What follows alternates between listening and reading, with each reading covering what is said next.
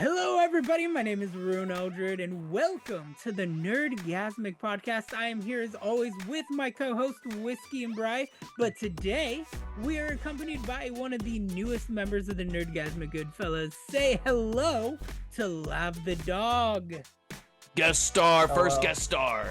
Yeah, our first kind of guest star, but you're part of the group, so you're not really a guest star. You're also part of this, but we'll see how this works out. All right, we're going to do this as we normally do, nope. And we are going to open up with some small talk before we dive into today's topic. How you guys doing? I don't care which one of y'all start first, but how y'all been? How you doing? Go ahead, Lav. Yeah, we'll let Lav speak I'm first. Fine. How's it feel being in a podcast? Have you ever done a podcast Tim, before? hold on. We keep talking over him. I've never done a podcast before, no, but I guess it's not that much different than streaming. It's literally just chit-chatting. It's just chitty chat. What the hell is TDCYT over here on the side? What? I don't know. My thing just popped up a weird little icon on the side that says TDCYT. It's weird. Anything else you want to say, Lav? How you doing? What's been going on? You want to talk about your live streaming? You want to talk about how you're being put on the spot? Just dunking him. I've just been chilling, honestly. Honestly, what encouraged you to join us today? Because I know I sent the link and I was like, hey, yeah, you guys could join if you want. What made you jump in? I thought it would be interesting, put myself out there and force myself to get out of my comfort zone. Hell yeah. I love it. WhiskeyNBri, how you doing, my friend? I know we had a little bit of the conversation beforehand, but what I'll say about getting out of your comfort zone, the biggest thing is you don't even think that you're being recorded right now. Just you're just chit chatting with us like normal. That's how I just literally just talked to Tim like how we usually talk, like how we were talking before he started recording. That's literally just our podcast. But anyway, I've been doing life is really. I hit 30 and life just went. Hey, you want a third one? You hungry for the knuckle sandwiches? But yeah, other than that, I'm good. I've been struggling, but I've been I don't know. I was gonna say something cool there, but it's gone. Lav, let this be a life lesson to you. It was announced in the live stream last night of Outlast. Lav's just a wee old 19-year-old. When you hit 30, life just looks at you and it raw dogs you. Literally the week I turned 30, I've just had nothing but shit on my lap. Damn. You know what? No, literally, since you turned 30, because the last podcast we did was for your 30th birthday, and it just went like this. And then it just easily went and downhill. Yeah, and that was June 10th, and we haven't done a podcast since till today. It's great. It's lovely. Yeah. We'll get back on track. I'm doing all right. This is another week off of work that I got, so I have this whole week free to do recordings and podcasts and live streams. And then picking up next week, this Sunday, I am flying out to Las Vegas, because I have a conference in one of the hotels that I'm not going to mention the name of, just on the off chance. He's going to be in the Hilton. I will be in the Hilton. No, I won't be in the Hilton. I can promise you Room that. 203. Stop! I don't need somebody coming by being like, you suck. Stop doing your work. Stop streaming. But I'm going to be in Vegas for all of next week. And then at the end of next week, my actual job will pick up and resume, so I'll be back to doing that and back to being a full-time student. School this month has just really been fucking kicking my ass. So again, as I've mentioned in the past, I'm in expedited school, so stuff should be like streamlined, going quick. It's supposed to be one class a month for about a year and 4 to 5 months. At the end of it, I'm just done. I get my degree. I've graduated. This month, they're like, hey, you're a 4.0 student. How would you like to do 2 classes? But they didn't give me the choice. So they raw dogged me in that. And I've been doing good.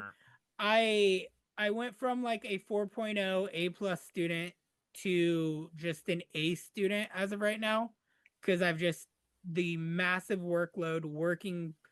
Like I'm literally I'm a half an hour under full time at my job, which is really fucking stupid. So I'm working You don't get benefits that way, motherfuckers. So with that being said, I've just been super preoccupied and like someday this week we've live streamed what, Lav? We've live streamed every single day of this last week since Saturday. Yep. So we've just been cracking down. I've been doing a lot of that. I'm wanting to get as much pre-recorded content as I can for the week that I'm going to be gone, so that way I could just sit at the hotel room with one of my laptops and just kind of take it from Twitch and just upload it. That's one of the reasons why I've been massively live streaming this week. Other than that, I'm doing good.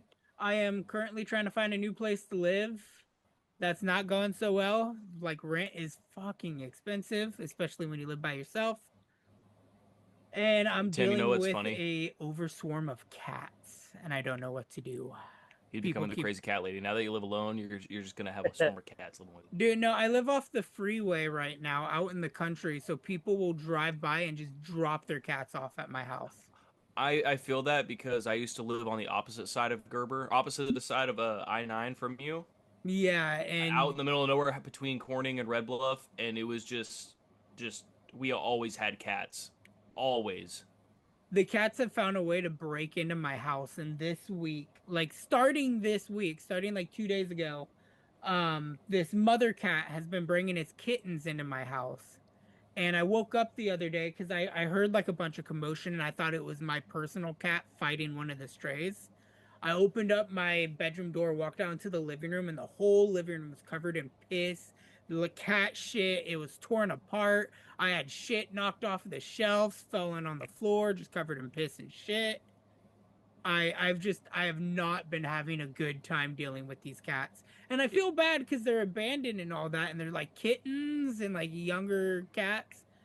And I'm like, fuck, now I gotta go buy a cat cage so that way I could take them to the pound because I don't want to raise 14 fucking cats. I could barely afford the cat food I get now, and it's just fucking. Is your cat a boy cat? Your cat? My cat is a male cat that's fixed. Oh, I was gonna say, let that man have some play. Let that man. No, I don't want to let that cat have some play. Fuck all that. I am like literally at my wits end though dealing with these cats. Like I'm looking through the slit in my bedroom door to where I could see into the living room between the wall and the door because I like having that like gap there just in case somebody. I've had to deal with tweakers breaking into my house. So it's like a line of defense. I hear something happening in the living room. I could look through my door and see in, but they can't see the opposite way. And I could see like the cats just tearing shit up in there. What do you have for home defense? Do you have like a home defense battle axe or something? I have a squirt gun and I have the sword of Altair Alla bin Had. There you go. Okay, that's what I'm talking about. Yeah. No, You walk out there with a fucking sword. You fill a squirt gun with piss, and then and then you have. No, I have I have a gun. I have a gun for home defense. Okay, good. Because I used to have a friend that his whole situation, he had literally, the circular mirrors that they would have, like somewhere where you could see, like if you're driving and you come up like at the end of an alleyway, you could see if pedestrians are coming. He had one of those mounted over his desk. And a shotgun sitting right next to his setup, so if anybody came through his door, because you literally could just like elbow his door and you could walk in. And so that's on my you just look up and if you see who it was, he'd be like, okay. My front door has been kicked in so many times from tweakers that it doesn't like shut all the way, and you could just push the door open. You think your house is abandoned? Why are they just kicking in your door? Because I live out in the middle of nowhere, and where I live used to be a crack house, pretty much. That's crazy. We've had so many tweakers that lived in our area that was selling dope and shit that every so often, it doesn't happen as much as it used to, especially when people started kicking open the door and people were like, "The fuck you want?" and like being extra aggressive to scare them out of the house. Like, we don't get it as much as we did, but like my door frame is just all fucked up and I haven't had the money to fix because I have to literally replace like the entirety of the door frame and part of the wall. Here's my solution to that. Burn the You get house some. down. I feel it. That's the failsafe. That's No, the what you fail. do, what you do is you get some 2x4, you nail it to the wall, and do a stud, and then to the door, so they can't kick the door in, and then you jimmy rig one of your windows to where you can just climb out your window to leave your house. You ever see it was a horror movie that was inspired by Saw and it's called The Collector. Mm-hmm. You know how like he set up the whole living room floor to be with like razor wire so the second you stepped in it like cut your foot and you fell and sliced yourself up, and I'm just gonna do that to my whole house. I'm just gonna There you booby go. trap and saw trap my house up. And no cat problem. You'd probably That's lose your own fucked. cat in the That's process. It's so fucked up. Dude, I'm really pissed. My cat has a messed up eye right now because of the strays. Because By the way, he your like your eyes look a lot better. Oh yeah, thank you. I forget the last time we talked, my eye was just like Yeah. I've been I taking was afraid you were gonna say it eye cancer or something. no, dude. So $250 hospital visit for the doctor to just literally take a pressure gauge and go boop boop to my eye and be like, huh. He's like, you don't have any pain that follows like this. You're just sensitive to light. I'm like, yeah. Huh. Let us know if you go blind. Like, What? there's no, like, not, I'm not even kidding you. The doctor looked me and my mom. My mom was there and could attest to this. This is why we're never going back to this hospital again. We never figured out what was wrong with my eye. They said something like uveitis, like it was an infection of the eye. That's what they chalked it up to. Was it St. Elizabeth? It was. How did I know? It was. But the doctor literally was like, huh, this is really weird because you're not showing symptoms for any of these other things. He's like, you can't see out of your eye. It's very sensitive to light. He's like, well, let us know if you like no longer could see out of the eye if you go blind when it heals.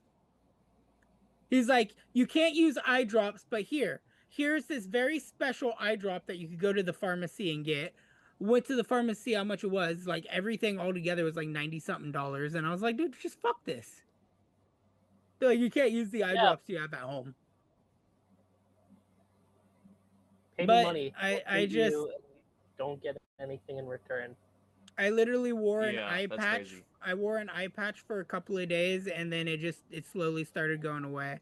I've still had like pressure behind both of my eyes, but I also have a sinus infection up here, which has just been giving me a very bad cluster headaches, and then allergies in this heat have just been kind of wiping me down. So all in all, Tim's been going through it.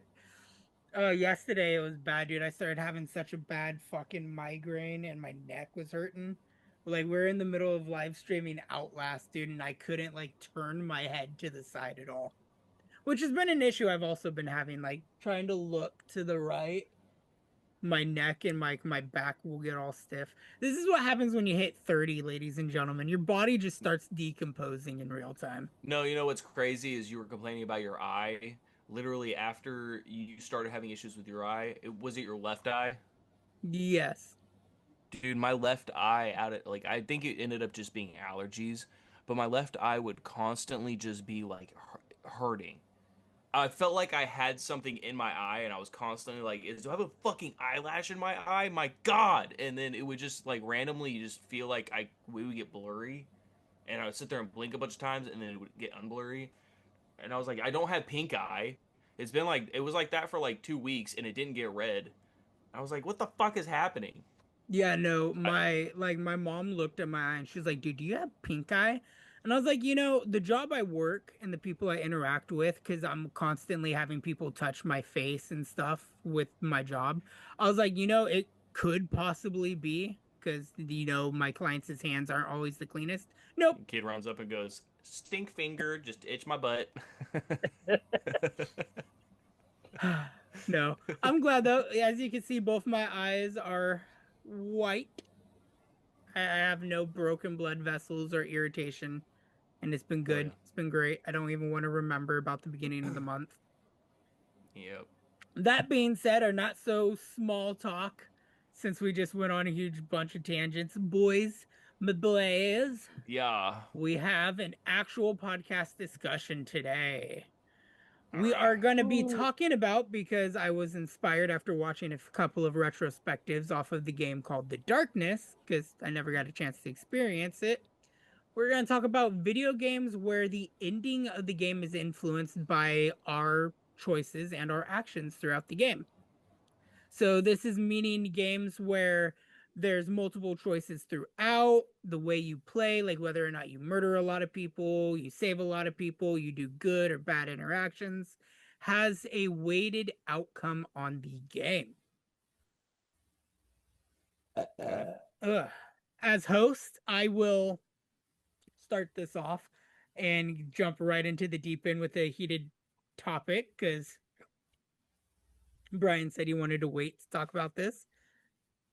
The Darkness 2, for a game that like you inhibit the powers of the darkness, is a very optional skill you could use. You could play the whole entire game without using the darkness and just use guns. The whole ending of the game rests on two things. You either get a good ending or bad ending. As you're going through the mental psychosis and you're standing on the roof of the asylum, and you're either going to throw yourself off or you accept the fact that everything that has happened across both games has been entirely in your head. Which is not to say like a big fu to it all, because it was kind of cool in the parts where you're in the asylum throughout the game. Like you could see that the Darkness is a comic book, which the games are based off of a comic book. If you guys didn't know that, the I actually didn't know Darkness, that. the Darkness was a comic book series that the games were based on. And so in The Darkness 2, when you're in the insane asylum, Jackie collects these comic books, and it's chalked up that he is delusional and that he cannot separate fantasy from reality. And the game keeps trying to push you on that as like things creep into this real world where you're in the asylum. You still see like the imps and everything from hell. And Jackie makes this like last stand on the roof where he's like, you need to understand, I need to save you, you're in the depths of hell. And then he jumps off the roof, and then depending on the choices, whether or not you jump or you don't jump, has a weighted outcome on the game. Which one do you think is the real ending, Brian? Well, I mean, I've seen Shutter Island. I think accepting, well, in the end of Shutter Shutter Island Island, is does he really such accept it? Fuck. I can't I remember. was It's in been a so long since I've seen that fever movie. dream when I watched Shutter Island, but I remember most of the movie. I don't really remember the ending.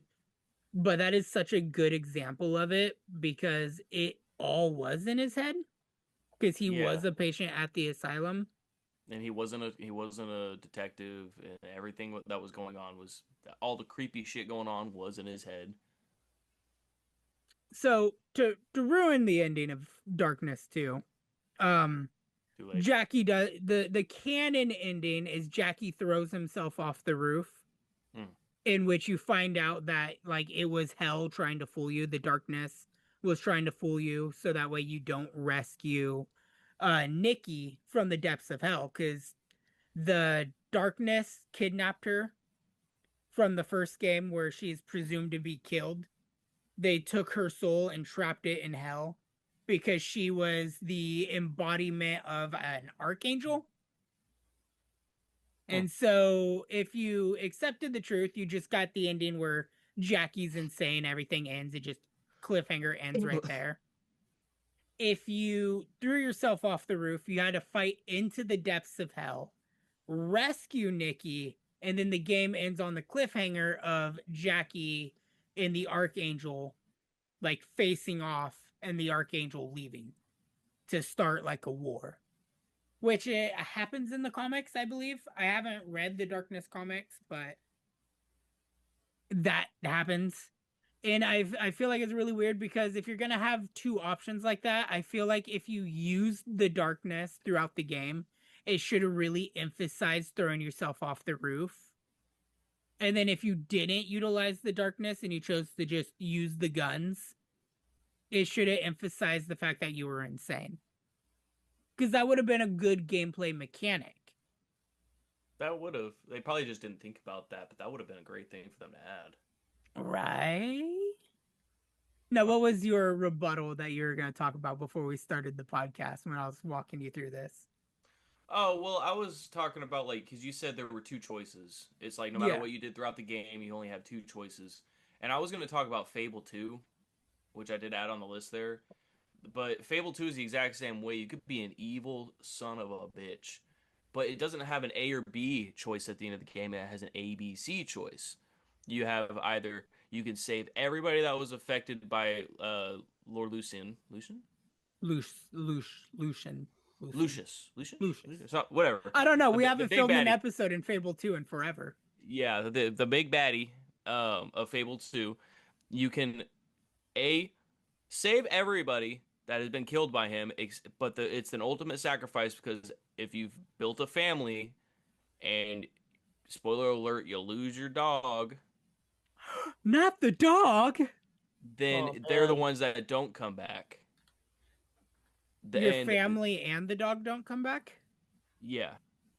Because you can romance random people and have kids with them. So it turns out at a certain point that Lucian... Well, dude, we're playing through the game. Should I even say this? Or should I say it for the podcast? Plug your ears, Tim. Take off your headphones. I'll take off my headphones for this bit. Clap when you're done talking. I'll ignore this bit. It's got to be very fun for editing, but, I'll ignore the bit. So there's a point where when you're at the Spire, I believe is at the point that it happens, you're there for like a few months, and the main character ends up stuck there. So while he's there, Lucian, whatever, ends up finding out who you are and finds your family and kills them while you're there. And when you come back, any family you've built is dead. So when you make that ultimate sacrifice, they don't come back, but everybody else that has been killed throughout the period of the game comes back to life. Tim!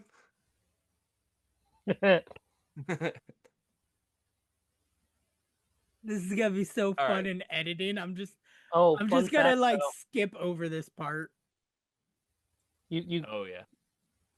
You can have 5 spouses in that game too. Oh yeah, I've only ever had a maximum of 2. I didn't know you could have 5. Man, that makes just a huge sacrifice at the end. Yeah, so then the second choice is nobody comes back except your family and your dog. So fuck everybody else. I want my family back. Which is kind of like the darker medium gray. I would say it's the darker moral than gray medium because the morally gray option. You're flipping that switch on the trolley to save your family. But and then the third option, you get $1 million gold. Yeah.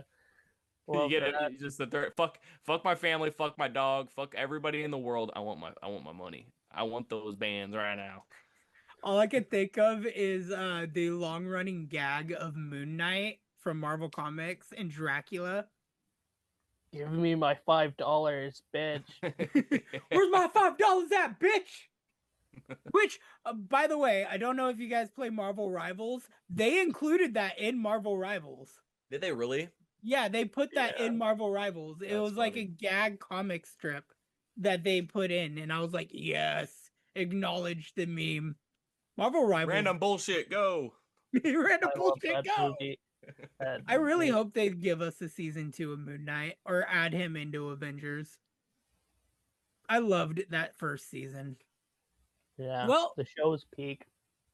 Well, Brian and I have done one. Lav, what's the game you want to talk on? Well, my first thought was either Far Cry or Persona. Like Far Cry, I can't think of a specific game, but you go through the the game. Here, And go with Persona, and I'll touch on Far Cry, and we could both do Far Cry. okay, Persona, well, I feel like Persona. you'll have an easier time articulating. I'll start with 3. Persona 3, you go through the game making all these friendships, or not making these friendships, ignoring these people. Either way, it comes down to either you kill this person and live out your rest of the days in bliss, and like the world ends. And if you kill him, then well, you have to go fight a final boss, and your character still dies. Jeez. Yeah, I think it's pretty intense that no matter what, your MC dies in Persona 3. Yeah. Yeah. And I never played Persona. I didn't know it was that. but Yeah, most of the Persona games, no, all the Persona games pretty much, I think, except for 2, have multiple endings. yeah, and Persona 4, like that one opens up more endings, I think, especially in Golden. Yeah, Golden adds, I think, 2 extra endings to the game from the base game. Which one is like, if you haven't played the game, you team up with the killer and let the world end, and then other one, you don't find the killer and go home, and then you beat the killer, you still leave.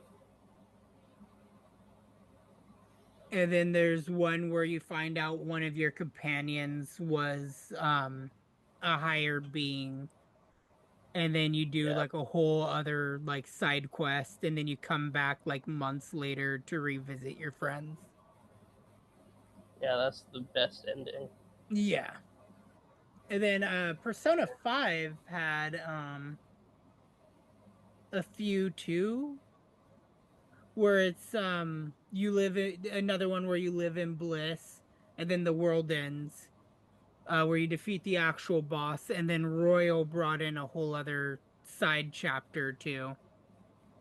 Yeah, they brought in an entire semester extra. Yeah, an extra like thing. And then Persona 5 is still being continued with Strikers and everything else that they release, because they can't just let Joker's story end.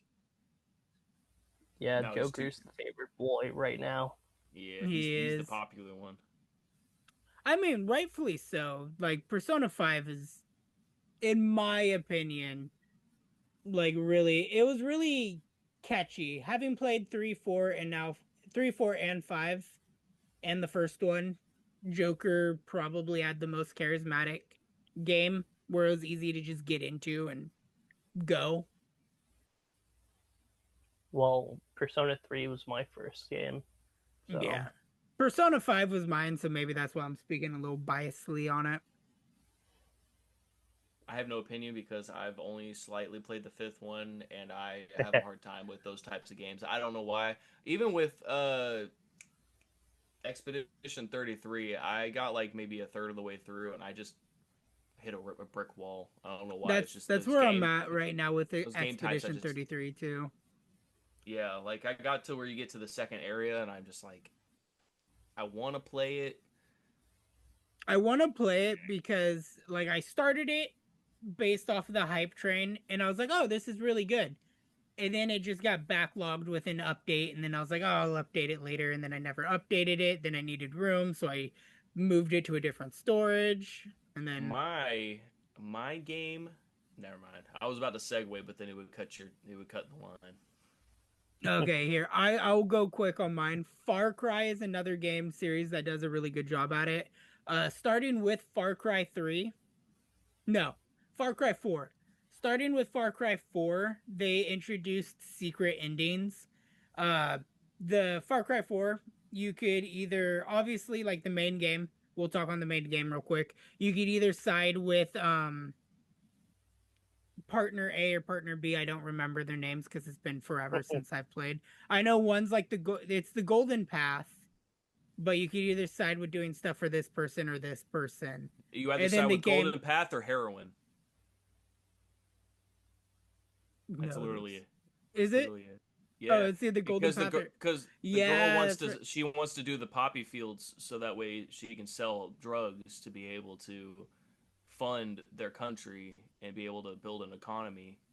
Yeah, that's right.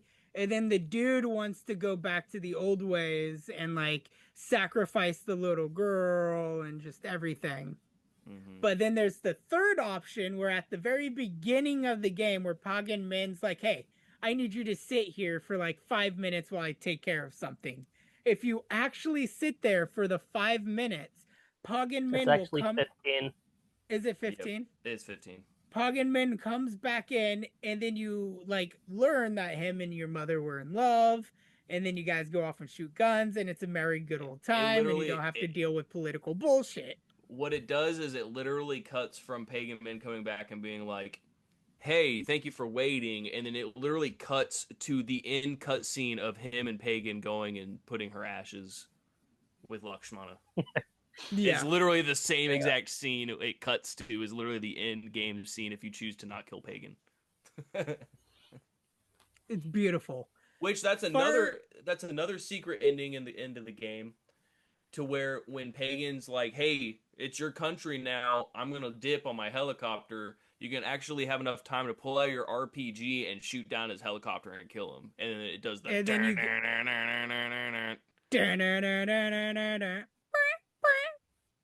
yeah. uh, So there's technically two secret endings. two secret endings, yeah. Far Cry 5 also did the same thing where at the very beginning of the game when you storm the church to meet Joseph Seed for the first time and they're doing the whole amazing grace, if you choose not to arrest him and you stand there for I'm just going to throw out a random time 5 minutes, it turns out you were already indoctrinated and you start praising him as well, and then everybody in the church gets arrested. I had never actually seen that one. I know I've only ever done the just going, you know what, it's not worth this and dipping. I've never seen that one. Yeah, if you choose to do absolutely nothing, you're part of the cult. Wow. Which also explains for Far Cry New Dawn, the Executioner is your main character from 5. That's kind of cool. I love New Dawn. That was probably the best Far Cry game I've played. The only one I have not played is New Dawn. Samesies. And it's not because I didn't have an interest in playing New Dawn. It's just when it first came out, I wasn't done with 5 yet, and I was working through it with another member of our channel, and we just quit playing. And then I was like, well, I don't want the 5th game spoiled for me, so never jumped into it. I just couldn't get into it. It just Far took me out. Far Cry 6 does continue the trend with if you at any time take a boat and drive as far away as you can, you leave the island and you hear about the results of everything through a radio broadcast, and it's heavily implied that the nuclear bombs drop and destroy the island, the ones from Far Cry 5. Great. Which Well, it's Danny's sounding just like chilling on Far the Cry beach. 5 is the like end all.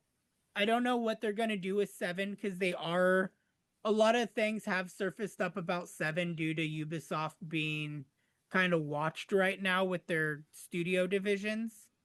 So they released a bunch of information about Far Cry 7, how it's gonna be like the biggest map. There's gonna be a PvPe game mode.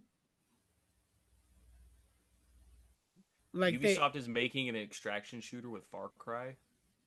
not an extraction shooter, but a game that rivals Rust and everything, where it's a PvPe, rivaling Arc Raiders. Arc Raiders would be the good example. Interesting. Yeah, I'm kind of intrigued about it too. And since we're on the topic of Far Cry, did you guys hear who they are putting in the TV series?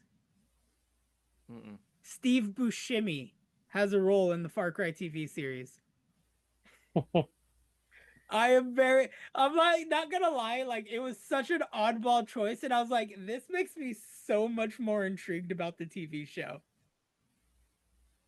And then Okay. the comments for it are like he's gonna be playing the shopkeeper or like some random role. I'm like, He's dude, gonna play Hook. what if Steve Buscemi's the villain? Because they Hey always cast guys, them. They all well, dude, have you ever seen him in that one mobster TV show? Like he oh plays him. fuck, He something can play a empires. very Yeah. menacing role. He could do serious acting well. I'm telling you, with the intensity that all the villains have in every Far Cry game, I'm not going to be able to take Steve Buscemi seriously. I'm not. I'm telling you, it's going to be like, you're going to be tied up in a cage and he's be like, hey man, did I ever tell you about what is the definition of insanity? With the eyeballs going like With this. his, I'm not I was gonna say with his Mr. Deeds character eyeballs. I'm not going to be able to handle that, man. All right, Far Cry was my Uh, topic. Brian, you take it away with what you're gonna segue into. Well, I was going to segue into the reason I wasn't able to really get into um, Expedition Persona 33 and Expedition 33. was because the game kept taking my attention, and it's the game that I still think should have got Game of the Year.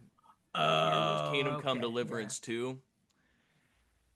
Probably, and it is being talked about right now. It's getting the recognition that It it deserved. needs, because people are realizing that we don't want one man, like, not every single game needs to be one man army, chosen one. This man is God himself, the main character. Henry is literally just a dude trying to survive some bullshit situation he's in, and somehow in the nick of time, he has the craziest plot armor, but he's the first game you literally have to learn how to fucking read. Yeah, you do. You literally have to fucking read. Dude, it's He so can't fucking swim. annoying. He can't fucking swim. Can he not swim? I've never gone in water. I've He never can't. hopped He'll in water in the go. first Ugh, game. that's a little deep for me. And then in the start of the second game, he's forced to swim and gets shot with an arrow and it's funny, they make a comment while he's swimming away with Hans Capon. Capon's like, "When did you learn how to swim?" And he goes, "Right now." And he's like doggy paddling. And after that, he anytime he try to go in the water, he goes, "After the last time, I don't think I'm in for this right now." And so it's I love that game. I actually just bought it again on the PlayStation just I so I need to could play it jump a into the fucking first again. one. I've taken such a long hiatus from the first game, and I'm so afraid it's gonna do what it did last time, where I'm just like, fuck, I forget how The to play difference between the first and second game is insane. this. I know, Because but I still want to beat the first game though. I get it, but the first game is very buggy and it's very hard to control. When you get in the second game, especially the combat, it is so butter smooth. You Oh, I'm literally gonna love that. I hate the oh combat in the is first game. the I they literally minimalize it pussy like out of crazy. every fight in the first That's game. the thing, though, is you're kind of supposed to, because Henry is literally learning how to fight as he's going through his adventure. He literally never picked up a sword until you start playing the game. I literally you know, in the first game, the mission where you're supposed to find the bandits and all that. Mm-hmm. I waited at their camp, hid behind a rock, waited till night, and then just walked over and fucking strangled them in their sleep. That's what you kind of have to do until you can train up enough. You literally have to spend money to fucking train. Well, it's also there's a pacifist mode too, so I could have easily talked my way through it. Yeah. But fuck that, I'm a murderer. But the thing with Kingdom Come Deliverance 2, which you haven't played yet, so I'll try not to spoil too much, but there's two major choices, technically three.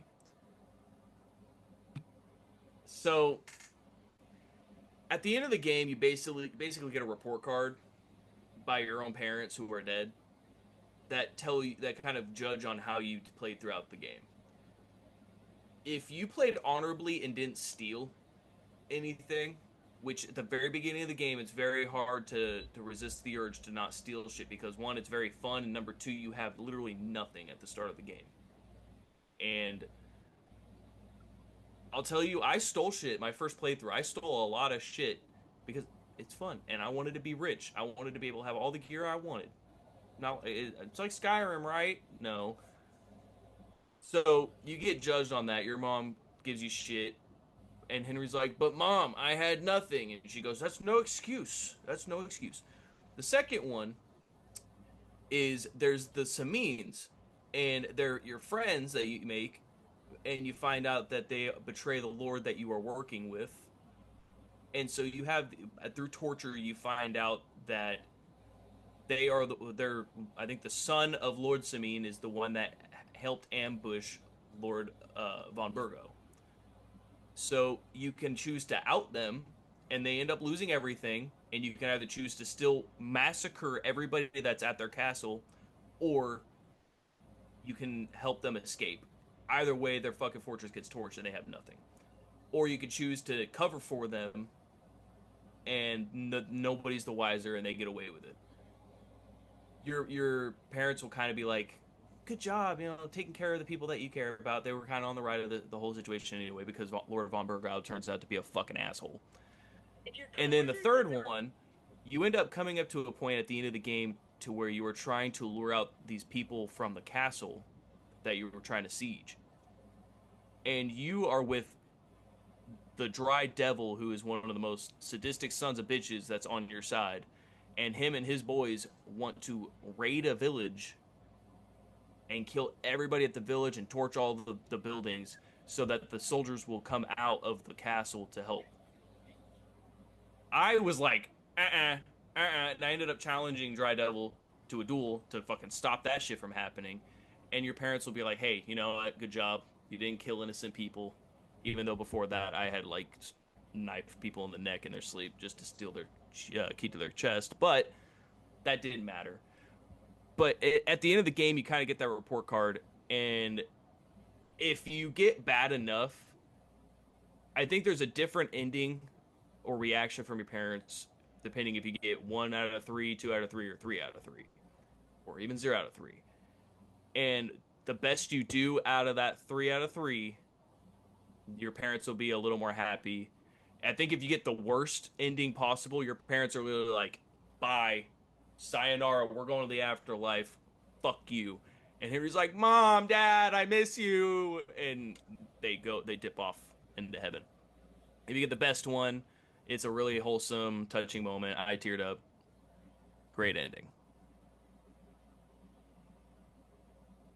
Oh yeah, that reminds me of, like, the starter force you get in Kingdom Come Deliverance 1, Pebbles. Mm-hmm. If you go to a certain stable in Kingdom Come Deliverance 2 and find Pebbles and then get him back and ride him throughout the entire story, you get a perk, and that makes me happy. Yeah, you get 35. I think you have to ride 35 kilometers. Yeah, 35 kilometers, and then you get good old Pebbles, which basically doubles his stats and makes him. He goes from the worst horse in the game to the best horse in the game. Good to know. Yeah. Good to know. Yeah. God, am I gonna have to take my headset off again at all during the rest of this video? No, that's actually a good one to know, even if you haven't played the game yet, because I didn't know that, and I mean, especially when you're not playing on hardcore mode, I was just fast traveling everywhere. Hardcore mode's gonna suck. That is one thing I love. I love playing games on the hardest difficulty. Playing Kingdom Come Deliverance in hardcore mode, I kick my ass on a lot. Tim, you need to get the Against All Odds achievement. Which one's that one? That's the hardest achievement to get for both games. Oh, that's the one. I'm doing that run right now currently, and it is a bitch. Or 1 or 2. For both. I think it might be called something different in the first one, because if you beat it on hardcore mode, it's called Hardcore Henry. But if you play hardcore mode and you have every single negative perk activated when you first start the game, then it's called Against All Odds. Yeah. Yeah, I think I am playing with that perk with that. Bro, in the second one, it's so rough, especially when you don't know the map and you go to sleep and he sleepwalks, and he's also shy, so you can't ask anybody where you are because it doesn't tell you where you are on the map. So you literally have to learn. Yeah, no, the map. My god! In one of the I know the first area of Kingdom Come Deliverance 2 so well. I could just ride from one point to the other any direction, and I could fucking find my way around because I played that map so much with no help. Yeah, no. When I sleepwalk in the first game, finish the game in hardcore mode is hardcore Henry, by the way, for the first game. Mm-hmm. Tis but a scratch is finish the game in hardcore mode with all negative perks. It's a bitch. But Yeah, I'm working on that too. That was my game. Lav, take it away. You have any other game, or do you want to just comment on ours? We might have to speed run a little bit. Oh, is it? Yeah. All right. Next one I'll say, I'll now just loop them together, would be the Mass Effect, Dragon Age, and KOTOR games, since they're all made by BioWare. I'm just gonna loop them all in. All three of those franchises are based off of player interaction, like multiple choice. Especially Dragon Age and Mass Effect rely heavily on, like, you go to this location and then you get offered a choice between A or B, and then those choices affect the ending of the first game, but also move on to affect the choices of the later games. So Mass Effect and Dragon Age specifically do that. I don't know if KOTOR between 1 and 2. KOTOR doesn't, because in the first game you can kill Karth, but in the second game, Karth will be alive. Because you interact with Karth at the end of the second game. So between Mass Effect 1, 2, and 3, and I'll use Mass Effect because it's the easiest one to use, the whole game culminates on between the Human Reaper War, or the Galaxy Reaper War. I won't just single out humanity. And you make choices throughout the franchise where it's like, do you want to commit genocide and kill the Rachni, or do you want to save the Rachni Queen, and then they'll keep popping up throughout the games? Or you could either be Good Shep or Renegade Shepherd. So the way you are known throughout the universe is people either really like you or they fear you. And do you punch Alan Jasani every time you see her? Every time. Regardless what kind of playthrough you're playing. Yep, you hit. Yep, every time. Every time you punch her. Well, like, and the biggest one too is the Tali one. Whether or not you sell out her dad. Yeah, whether or not you sell out her dad or you respect her family thing. Or if you even want to be even more emotional on it, the choice in Mass Effect 3 of being whether or not you support Tali and the Quarians taking their homeworld back, or you support Legion and the Geth. Isn't there a way where you can convince them to coexist? You could convince them You could convince them to coexist, but you still risk Tali committing suicide. And then Legion dies no matter what.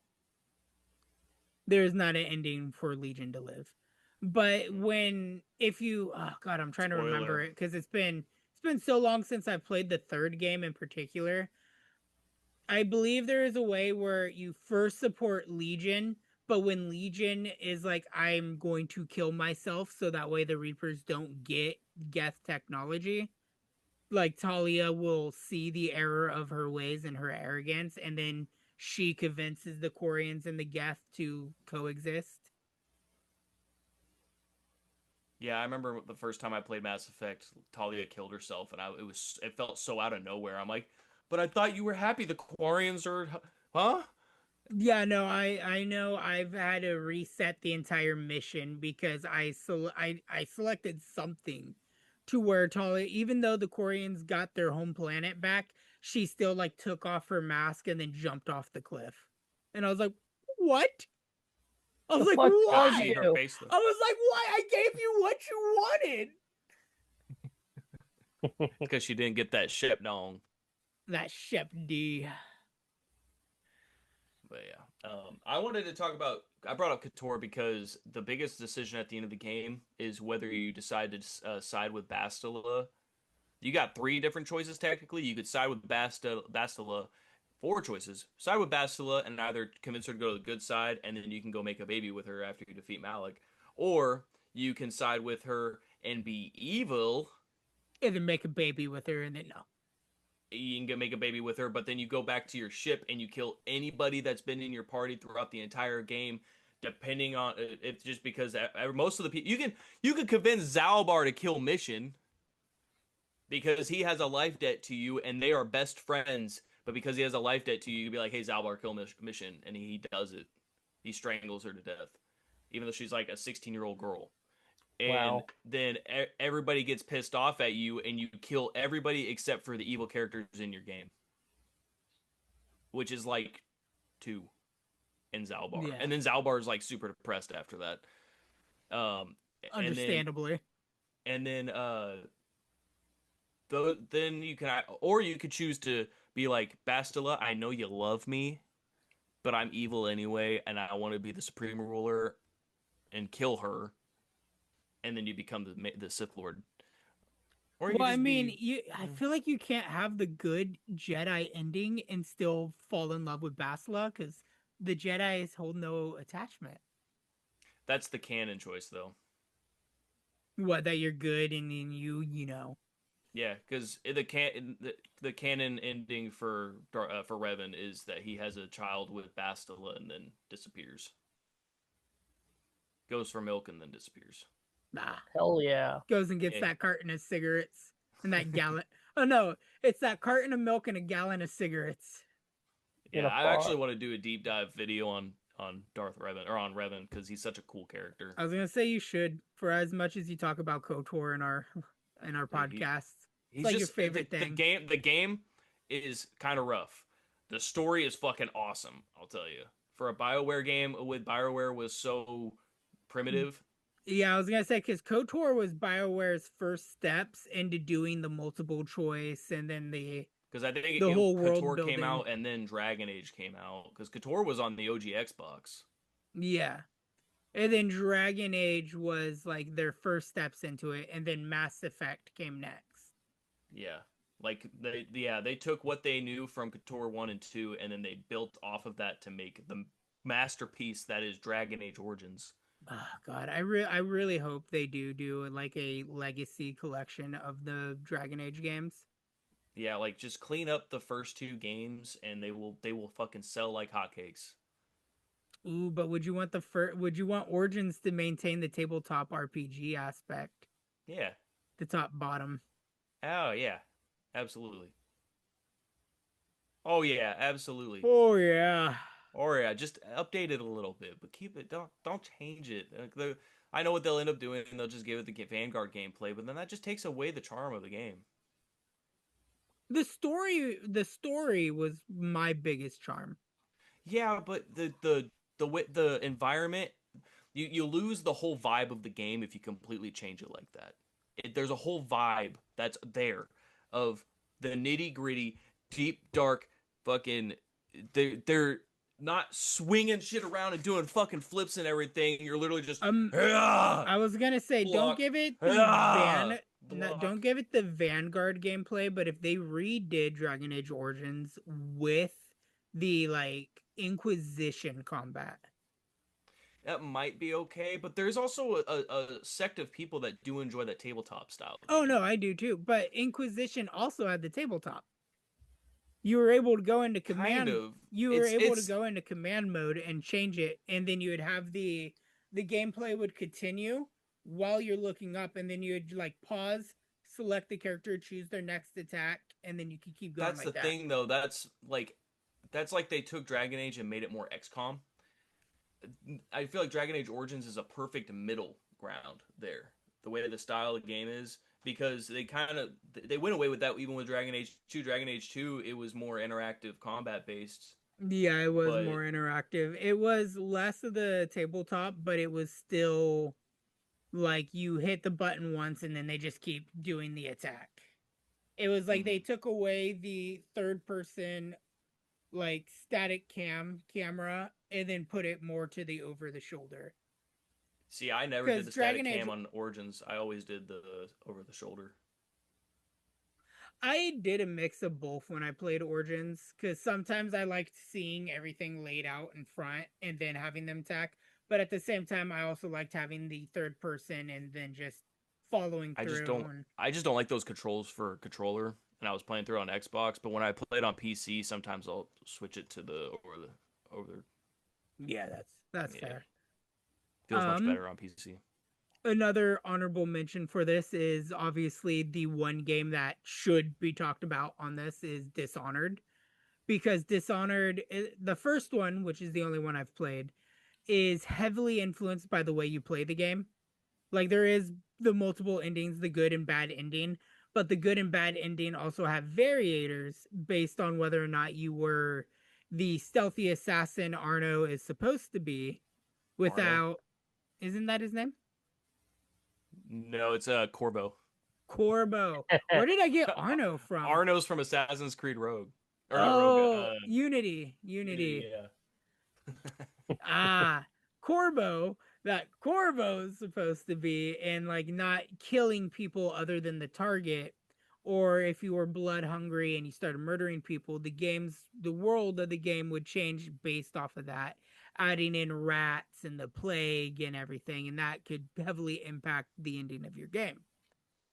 Which is like the whole key point of this is I feel like I know BioWare put out a statement after Mass Effect 3 where they talked about they didn't want to do that type of world building for games where your choices transfer over. It was a huge issue for Inquisition. That's when they put out the interview because it wasn't an issue for 3. The issue with Mass Effect 3 was the ending, and they couldn't land an ending that culminated everybody's choices in a way that was perfect. For Dragon Age, there was so many choices across the first 2 games that it caused too many what is it? Loopholes, branches to be explored in Inquisition. And they even had the Dragon Age what is it? Tapestry or something where you went online before you started Dragon Age Inquisition, and they're like, look, instead of importing your save, go to this website and you're going to make the choices based off of the website. So all the major and minor choices that will affect the game are here. Just pick which ones you chose, and then it imports a save based off of that. Yeah, and it still will load the character from your previous save. Yeah, too. it still loads the character because Hawk from Dragon Age 2 shows up in the game.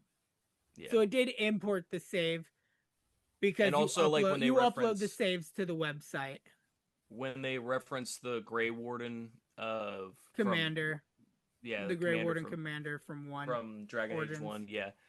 They'll reference what race they are or what race or what sex they were. Yeah, it references the choices made in that too because Morgan will also comment depending on what happened in Witch's Hunt in Dragon Age Origins, the DLC for that, whether or not your Warden commander went with her through the mirror or not. Also, quick question. This is a side tangent, but I never explored this. But if you're a female, you don't really get the choice to have a baby with Morgana, right? No, Alistair or Loghain, if you choose to go that option. Because I've only ever played through the game as a guy. I played as which that sex scene is really awkward when you're playing as a dwarf. I will say it's very awkward. No, what's even awkward is you still watch the scene between Alistair and Morgan. Oh, that's weird. I don't know if you do or not because I've always played as a male. I do have a save I am working on because I'm trying to 100% the game, so I'm playing as a female blood mage in Origins. I just haven't finished or got that far. But I do know if you choose to do the ending where Morgan needs to have a kid to consume the soul, either Alistair will reluctantly agree and be like, I will do it, or if he chose not to kill Loghain, he will do it. One thing that I think is really cool that they did with Origins that I wish that games do more often is depending on what race or what class, like there's multiple beginnings that you could choose in Origins that all play out totally different at the start, like at the first 30-40 minutes of the game. And you can be like a human noble or like a human. I think only human had the noble and mage. Yeah. Elven, you had either a high elf or a slave. And dwarf, you had either the royalty or a warrior. Yeah. And so I think that's something really cool that they did with that is no matter what, it's not like it's just a base beginning of the game like Yeah, Skyrim they where they no matter had what you multiple choose. branches right at the start. Hmm. Technically, there was 6 introductions to Dragon Age Origins, which is an achievement to play all 6 intros.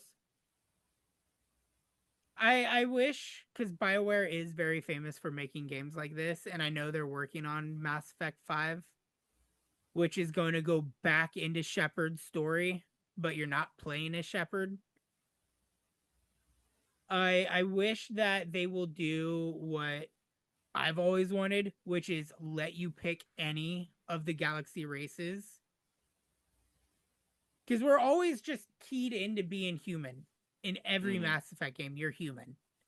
Let us be a Sari, Dude, Turian, let me be a Krogan, fucking Tauren, Solarian. dude. That'd be. I would love to be a Tauren. They're my favorite race in Mass Well, Effect. I know it last year on N7 Day, they had like a thank you message and that they're working on Mass Effect 5, but there was a lot of grammatical errors throughout the message, and if you took out all the letters from the grammatical errors, it spelt out like Krogan, and then like a little title piece that talked about the Krogan Civil War, which was like really bizarre to just kind of leave as an Easter egg.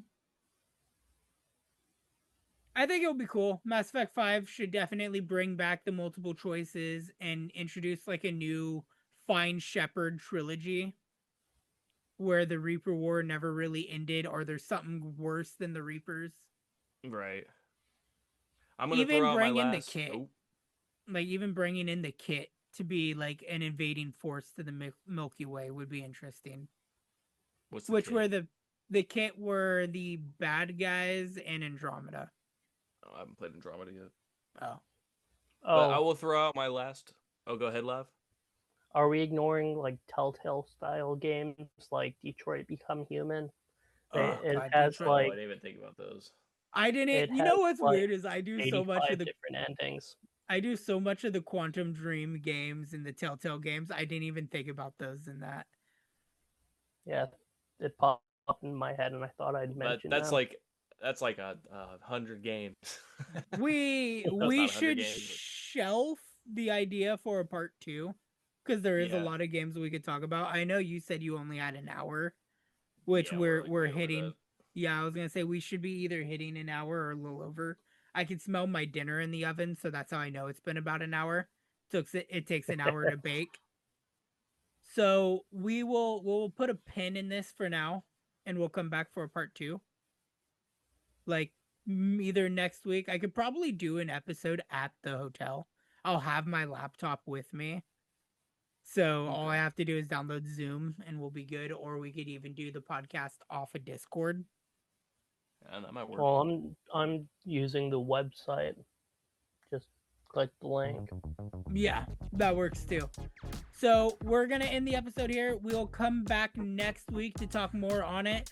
For all of those who are listening on any of your podcast listening services, leave a comment down below on what games that you would like us to talk about or look into where your ending is influenced by the actions and multiple choice decisions that you make. Highlight us to some of the industry greats or whatever you guys prefer was good.